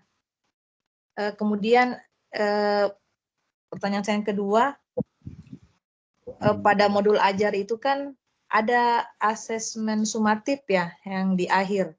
Apakah mesti di setiap pertemuan itu kita lampirkan pada modul ajar? Ya mungkin seperti itu Bu Endang. Terima kasih. Assalamualaikum warahmatullahi wabarakatuh. Waalaikumsalam warahmatullahi wabarakatuh. Baik, terima kasih Bu Yusrina. Baik, kepada Ibu Betty, kami persilahkan untuk menjawab pertanyaan yang sudah dilayangkan. Baik, baik, terima kasih Pak Heri. Bapak Heru, tadi pertanyaan pertama dari Pak Heri ya Pak ya, mengenai penghargaan yang menghukum, sehingga tidak ada lagi kita lihat di pembagian rapat kita peringkat gitu. Namun bagaimana dengan beasiswa yang sering meminta menyertakan peringkat.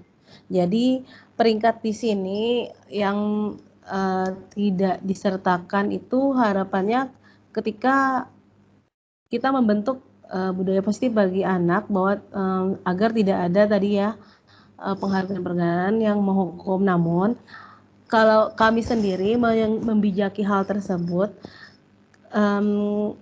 bisa anak untuk kepentingan beasiswa dan sebagainya, anak bisa meminta peringkat tersebut. Jadi kami sebagai wali kelas biasanya di sekolah kami Bapak Ibu ya, tetap menyiapkan list peringkat karena kami menyadari bahwa kebutuhan peringkat ini diminta oleh anak-anak yang ingin mengajukan beasiswa. Jadi tetap kami siapkan. Jadi peringkat tersebut dibagikan hanya untuk anak-anak yang ingin membutuhkan untuk pengajuan beasiswa saja. Jadi anak tersebut datang secara pribadi menyampaikan bahwa kami membutuhkan untuk lampiran beasiswa, baru kami kasih Bapak Ibu. Seperti itu biasanya. Namun pada pembagian rapor secara keseluruhan kami tidak menyampaikan peringkatnya khususnya kepada orang tua, dan ternyata kemarin pengalaman pembagian rapor di semester 1 kami sampaikan itu pada orang tua, kami tidak menyampaikan peringkat, itu mendapatkan respon yang positif khususnya bagi anak-anak. Jadi anak-anak ini merasa takut ternyata ketika ada peringkat di rapotnya. Jadi ketika itu, jadi pengalamannya anak-anak bertanya, Bu, nanti ada peringkatnya nggak Bu? Kayak gitu. Saya nyampaikan bahwa kami tidak akan menyampaikan peringkat, gunanya manfaatnya seperti ini agar tidak terjadi kadang karena seperti ini Bapak, ada anak yang merasa dibanding-bandingkan oleh orang tuanya karena masalah peringkat. Belum lagi di rumah dibanding-bandingkan dengan kakak atau adiknya, begitu juga dibanding-bandingkan dengan teman-temannya. Akhirnya itu peringkat tersebut apabila peringkatnya tinggi dibanding-bandingkan, apabila agak menurun sedikit prestasinya juga dibanding-bandingkan. Akhirnya jadi anak tertekan. Jadi akhirnya dengan menyampaikan hal itu, anak-anak merasa sangat lega, alhamdulillah tidak ada peringkat. Jadi anak-anak malah merasa senang kami tidak menyampaikan peringkat ke anak-anak tersebut. Begitu. Jadi itu tujuan utama kami tidak menyampaikan peringkat, dan ternyata berkesinambungan dengan teori disiplin positif ini, bahwa penyampaian penghargaan itu hanya merupakan motivasi eksternal, bukan internal ya Bapak Ibu ya. Sehingga ya itu kebijakan dari sekolah kami tidak menyampaikan peringkat kepada anak didik kami, namun tetap menyediakan peringkat itu kami memang siapkan, kami bersedia untuk printkan apabila dibutuhkan untuk kegiatan atau lampiran-lampiran tertentu khususnya beasiswa. Mungkin seperti itu Pak Heru. Kemudian pertanyaan yang dari Pak Yero ini mungkin lebih ditujukan ke Ibu Endang ya, mengenai kesepakatan kelas. Itu kalaupun ada di modul ajar itu letaknya di mana. Tapi mungkin saya sedikit nanti bisa ditambahkan ke Ibu Endang ya Bu ya. Sepengalaman saya melihat beberapa modul ajar dari rekan-rekan yang sudah mengupload modul ajarnya di PMM, tentunya ketika di-upload di PMM sudah ada verifikasi oleh pihak PMM ya Bapak Ibu, berarti sudah divalidasi, berarti modul ajar tersebut layak untuk disimak, dilihat, dan bahkan ATP istilahnya itu ya, bisa diikutin, bahwa ada kesepakatan kelas atau keyakinan kelas. Saya ada pernah melihat itu letaknya di modul ajar itu di lampiran. Dia hanya meletakkannya di lampiran. Itu yang saya pernah lihat. Mungkin ada, nanti Ibu Endang bisa menjelaskan, mungkin ada teknik-teknik tertentu untuk meletakkan kesepakatan kelas atau keyakinan kelas itu. Iya, begitu mungkin dari saya, dari pertanyaan Pak Heru dan Pak Yero. Terima kasih. Saya serahkan kepada Ibu Endang.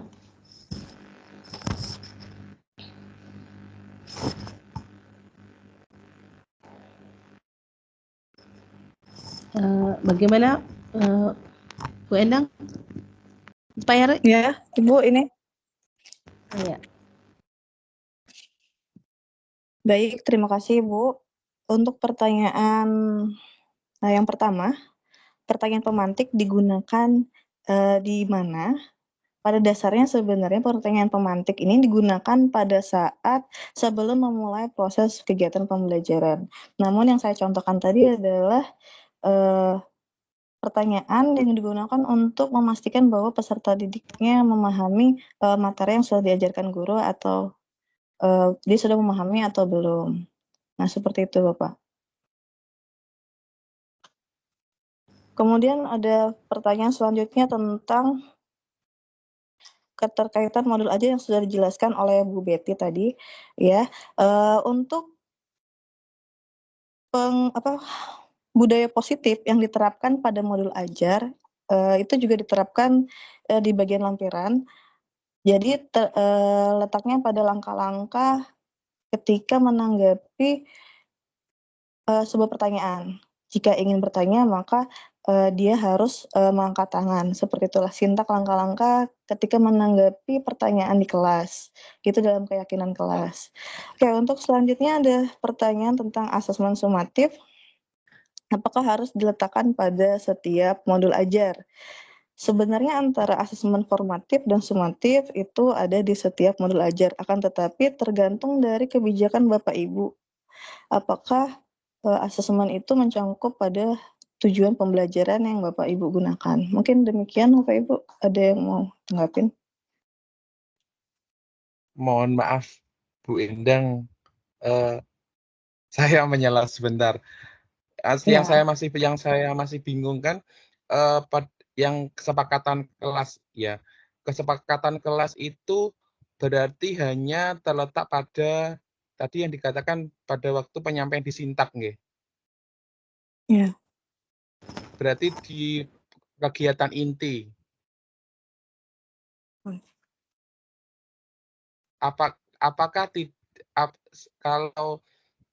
Apakah kalau hanya di kegiatan inti berarti tidak tersampai di kegiatan awal, inti, dan akhir?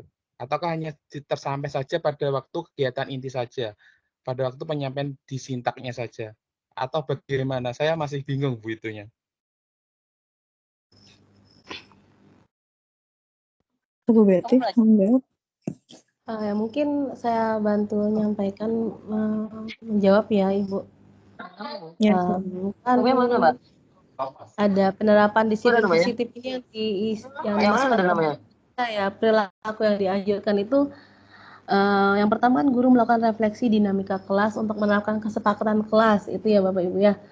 Nah di sini bisa diletakkan di awal kegiatan, berarti di pendahuluan. Jadi guru mengajak peserta didik melakukan refleksi di dinamika kelas, mengacu kesepakatan kelas. Nah, seperti saya contohkan tadi ada kegiatan saya yang di video tadi Bapak Ibu, itu saya memposisikan itu pelaksanaannya di awal sebelum pelaksanaan pembelajaran inti. Jadi refleksi dinamika kelas, kemudian mengacu ke kesepakatan kelas.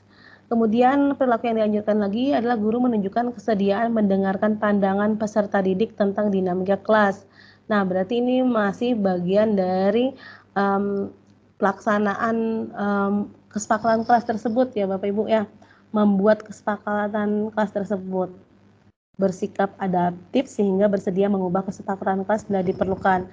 Nah, 3 kegiatan ini dengan indikator guru melakukan refleksi dinamika kelas untuk menerapkan kesepakatan kelas, menurut saya ini tepatnya diletakkan di awal pembelajaran.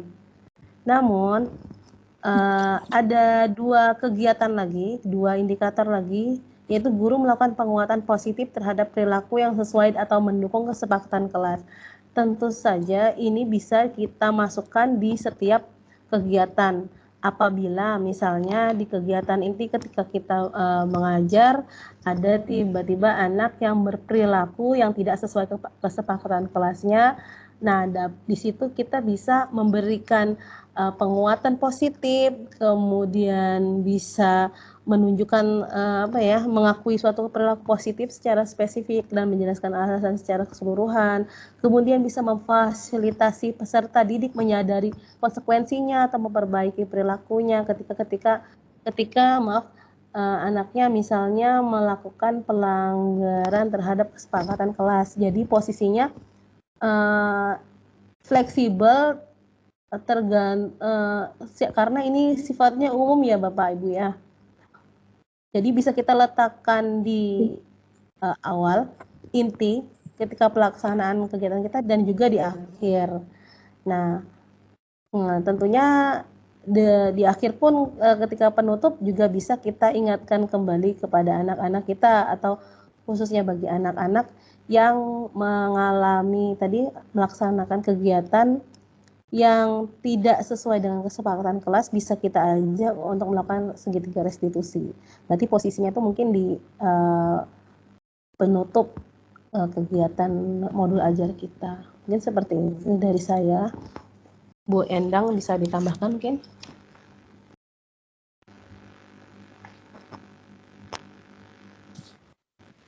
Ya Ibu, dari penjelasan Ibu berarti sesuai dengan kesepakatan kelas yang sudah disepakati sebelumnya, jadi fleksibel sebenarnya seperti itu Bapak. Untuk secara teoritisnya mungkin bisa diletakkan di bagian penutup atau modul ajarnya. Itu seperti itu Bapak.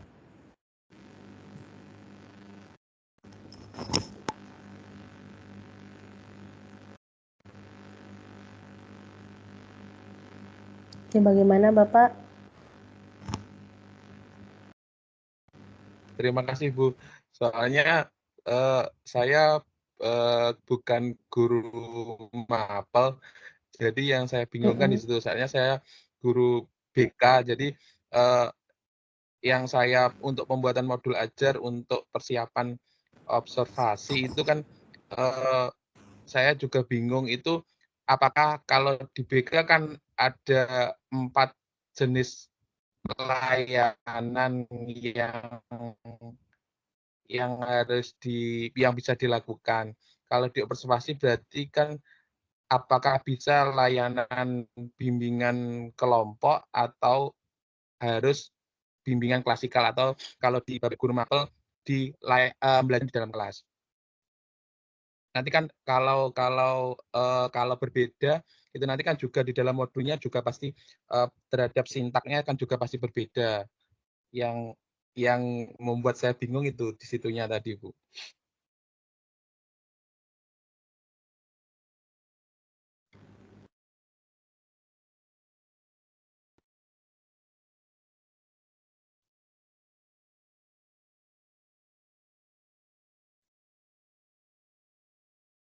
Ya, Bu. Bapak Yero ya mungkin ya karena guru BK gitu ya. Biasanya tidak masuk kelas Bapak Ibu ya.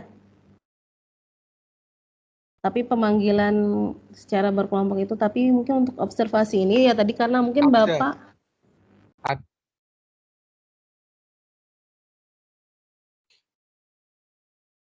apa Pak?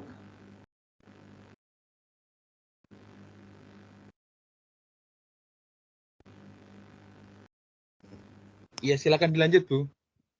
Oh, saya menunggu.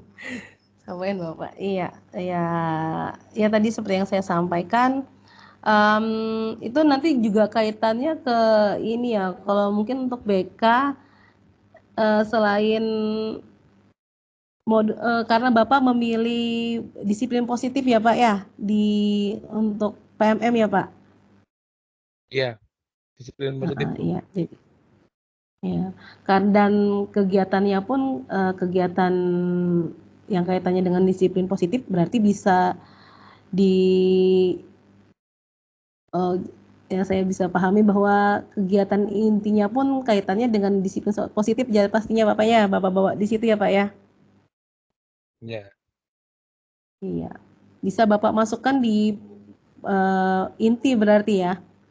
Jadi di awal, di pendahuluan mungkin persepsi atau kegiatan dinamika kelas, kemudian intinya membuat kesepakatan kelas, kemudian melaksanakan keyakinan kelas dan penguatan-penguatan lainnya, dan mungkin nanti ada praktek segitiga restitusi di sana, seperti itu Pak, dan mungkin penyampaian-penyampaian kegiatan-kegiatan lainnya, dan penguatan di penutup. Iya Pak. Siap, terima kasih Bu Betty, Bu Endang atas pencerahannya.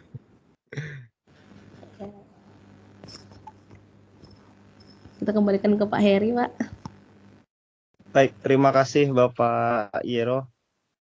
Bagus sekali pertanyaan Pak Yero nih. Saya tidak menyangka karena saya tidak pernah terpikirkan bagaimana menjadi guru BK yang tidak harus masuk kelas. Sedangkan kesepakatan itu harus dibuat antara siswa dengan guru. Mungkin bisa Ibu Endang, Ibu Betty mungkin bisa dijadikan kata-katanya tuh kesepakatan bersama gitu mungkin ya. Karena tidak masuk kelas itu mungkin. Ya kan? Kesepakatan bersama gitu. Antara Pak Yero dengan anak-anak yang Izin ini Pak mungkin yang Pak harus Heri, ya. ini Bu Jumi sedikit mau menambahkan mungkin boleh ya? Oh, silakan Bu, silakan. Iya, jadi Silakan, sedikit Ibu. menambahkan untuk Pak Yero Silakan, Bu. tadi ya. Jadi untuk guru BK kalau ini mengambil RHK disiplin positif, mungkin Bapak bisa mengambil fokus perilaku yang ketiga, Pak. Jadi kalau fokus perilaku yang pertama kan guru melakukan refleksi dinamika kelas untuk menerapkan kesepakatan kelas. Kalau fokus yang kedua juga masih sama tentang kesepakatan kelas. Mungkin Bapak agak kesulitan karena guru BK kan tidak masuk kelas gitu Pak ya. Nah Bapak bisa mengambil fokus yang ketiga Pak. Guru memfasilitasi peserta didik, menyadari konsekuensi dan memperbaiki perilaku melanggarnya, restitusi. Nanti jadi Bapak bisa mempraktekkan segitiga restitusi dan kemudian diobservasi oleh yang mengawasi, misalnya kepala sekolah. Mungkin seperti itu Pak masukan saya untuk Pak Yero untuk RHK disiplin positif bagi guru BK. Terima kasih Pak, mohon maaf. Lanjutkan Pak Heri. Baik Bu, terima kasih Bu masukannya Bu. Jadi malam ini adalah diskusi yang luar biasa, bahkan sampai ke lintas mata pelajaran. Alhamdulillah. Artinya kegiatan ini sangat bermanfaat. Baik Bapak Ibu, selanjutnya mungkin kita foto bersama dulu Bapak Ibu yang akan dipimpin atau diatur oleh Ibu Jumiati. Silahkan Bu.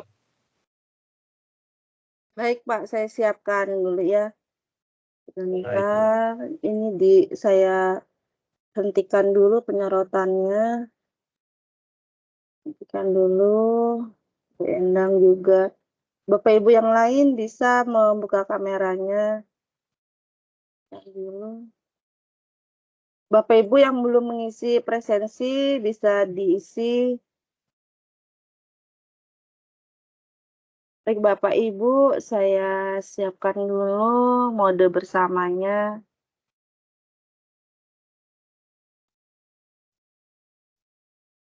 Mode bersama. Filmnya seperti ini. Di batu-batu. Mode bersama. Bentar ya Bapak Ibu, kita ganti mode bersamanya. Ini di Teams ini banyak untuk pilih pemandangan ininya ya. Cari yang kursi coba.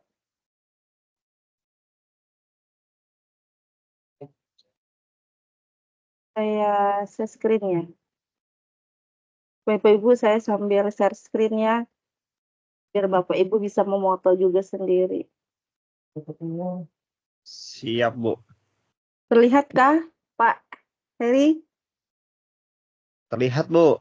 Iya, kita ambil fotonya ya. Bapak Ibu yang lain juga. Jadi banyak pemandangan di sini sebenarnya. Yang hari pertama kedua itu saya nggak sempat. Jadi bisa diubah-ubah pandangannya. Bentar, ya. Saya ambil layarnya dulu. Bapak Ibu juga bisa Ya, nggak foto apa-apa. sendiri ya. Masih banyak Ya, kursinya kok yang pelan-pelan aja Bu. kosong. Ya, ini ada 50 muat kalau yang buka kamera 50 orang. Kursinya masih banyak yang kosong kan. Ini maaf saya juga tidak ada di situ ya. Ambil dulu lah screen layar dulu. Saya ambilnya Bapak Ibu 1, 2, 3. Saya simpan dulu ya Bapak Ibu. Terus Kalau yang mode bersama galeri besar ini Bapak Ibu. Nah, ini kalau yang galeri besar. Ini galeri besarnya ada 2 layar ini. Layar pertama dulu ya. Siap. Oke, Wan. 1, 2, 3. Saya kirim ke grup WA ya. Kudus, Kalimantan. Wah, kawan. Yang kedua, layar kedua. Satu, Nah, ini yang kedua. dua, tiga. Ada Pak Topiknya di sini. 1, 2, semangat Pak Topik. 1, 2, 3, iya. Boleh di sebelah saya ini.